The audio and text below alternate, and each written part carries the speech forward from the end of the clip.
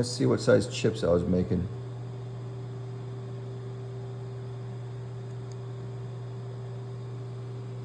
About 1.5 thou. Chad Nichols mokuti, both of these. 60 thou off of each side.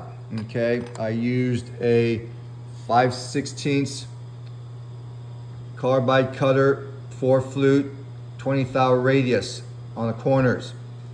I ran it about 2,000 RPMs and it's about 170 surface feet per minute at a 5-inch per minute feed rate. Okay, the reason why I did not use a shale mill or indexable cutter like this is because using a smaller cutter on titanium for me works way faster. Okay, I can plow down to the depth of cut and run it a lot faster and get the job done quicker. And it also does not introduce a whole bunch of stress into the titanium.